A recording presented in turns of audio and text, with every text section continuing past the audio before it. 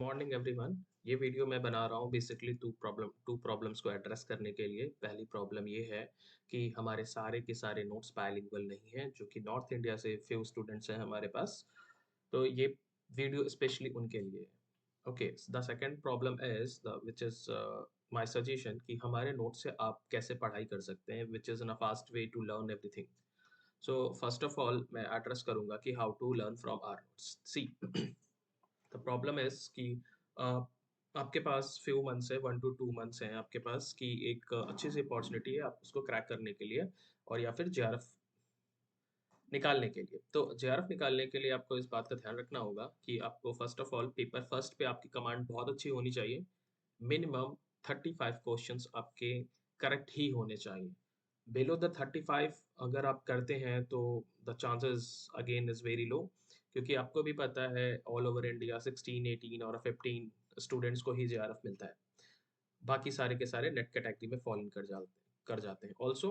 Net का exam qualify अगर आप करते हैं तो आपको पीएचडी में एडमिशन लेने के लिए काफ़ी हेल्प होगी as per the new guidelines.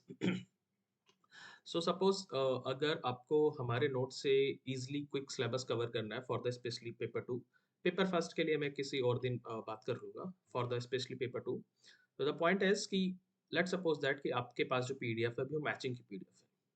तो हालांकि बहुत से लोगों की अप्रोच ये है कि हम पहले पूरा सिलेबस कवर करेंगे, उसके बाद एमसीक्यू सॉल्व करेंगे and the we are gaining knowledge and all. देखिए, नॉलेज गेन करने के लिए आपके पास बहुत टाइम पड़ा है, आप जो एग्जाम की बात कर लीजिएगा।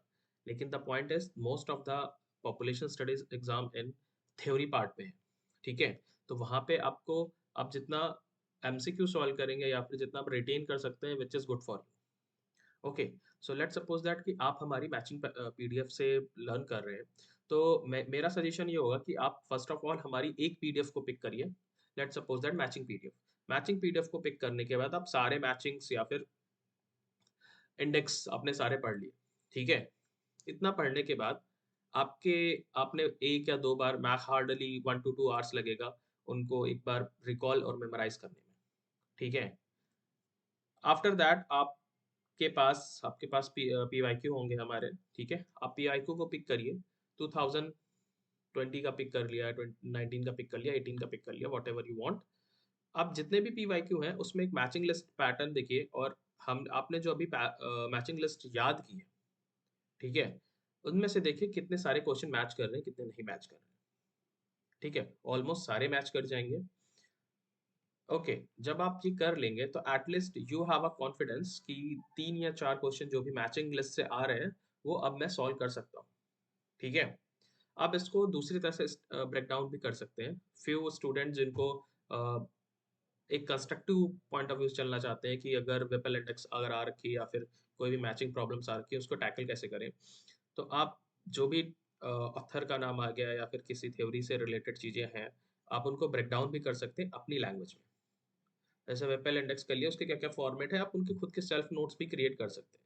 ठीक है, हमारे नोट्स आपको केवल हेल्प कर रहे हैं कि आप अब चीज़ों को ईजिली कितनी जल्दी आप ग्राप्स कर सकें, आप मल्टीपल कितने क्वेश्चन सॉल्व कर सकें।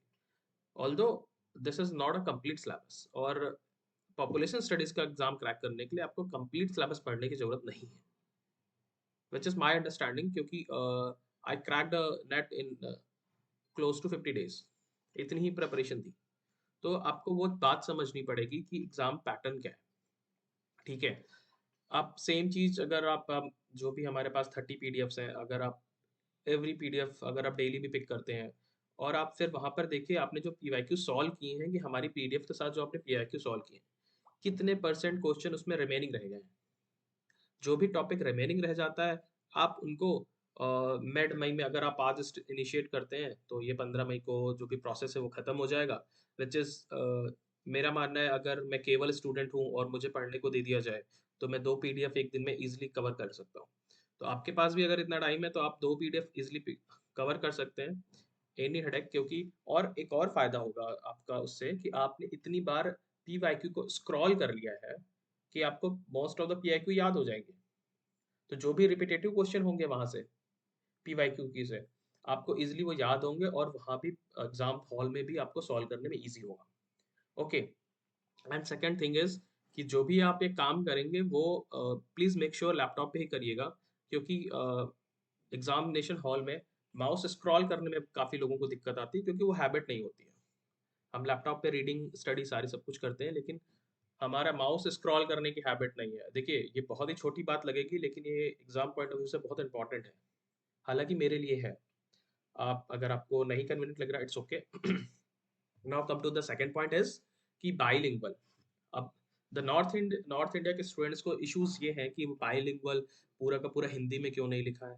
तो माय डियर फ्रेंड्स, आप पोस्ट ग्रेजुएशन में हैं, स्टैट्स की बुक्स, पॉपुलेशन की बुक्स बहुत ही कम होती हैं जो हिंदी में अवेलेबल होती हैं, ठीक है? ऑल्दो अगर यही कंटेंट मैं ट्रांसलेट कर दूँ गूगल ट्रांसलेटर से, वो जस्टिफाई नहीं है। बहुत सारी चीज़ें चेंज हो जाती हैं। और अगर आप सोच रहे हैं आप नेट का एग्ज़ाम दे रहे हैं, तो मे बी कहीं न कहीं आपके दिमाग में थॉट है कि मैं पीएचडी में एडमिशन ले लूँगा या ले लूँगी। तो रिसर्च पेपर हिंदी में पब्लिश नहीं होते हैं। ऑल्दो अगर आपने अभी ये फ़ियर नहीं ख़त्म किया कि कंटेंट इंग्लिश में है और मुझे बात करनी पड़ेगी इंग्लिश में, हाँ, मुझे मतलब you have to also deliver a lecture in a future. बहुत सारी चीज़ें हैं, अनटिल अनलेस अगर आप फ़ियर ही नहीं ख़त्म करेंगे। और and my suggestion, I am also from the UP board background, Hindi medium. Hindi में कंटेंट कंज़्यूम करना बहुत ही टफ़ होता है, और इसे समझना भी टफ़ होता है sometimes. Okay, so please try to understand. Taboo मत बनाइए। जो जो कंटेंट हमारा है, जो नोट्स हैं, जो हिंदी में नहीं ट्रांसलेटेड है, उसको एक आप कोट मत करिए कि ये हिंदी में नहीं है और ये है, वो है, और हम चीटेड फ़ील कर रहे हैं। हमने किसी को चीट नहीं किया है, ठीक है? द पॉइंट इज़, आप माइंडसेट चेंज करो। जो हमारा कंटेंट है, जिस प्राइस पॉइंट पे है, हमने आपकी 3 महीने की मेहनत बचाई है, ठीक है? And we are charging for it. और हमें ये भी पता है कि एक बार कोई परचेज़ करता है और वो 10 लोगों को फॉरवर्ड किया जाता है। तो पूरे नॉर्थ में एलयू, एयू, बीबीएयू, मेरी यूनिवर्सिटीज़, जहाँ पे पीडीएफ्स जा चुकी हैं ऑलरेडी। लास्ट ईयर भी यही हुआ था और अभी भी यही हो रहा है। तो हमें कोई इश्यू नहीं है उससे, हमें पता है ये होता है और सब जगह होता है। तो absolutely I am okay with it, and my team okay with it. Thanks for today, hope you understand the thing of a bilingual. Please आप थोड़ा अपडेट हो जाइए, थोड़ा अपग्रेड करिए अपने आप को। अब चीज़ें नहीं हैं हिंदी में, try to understand. Thank you for the, हम किसी और दिन बात करेंगे पेपर फास्ट से रिलेटेड। Thank you.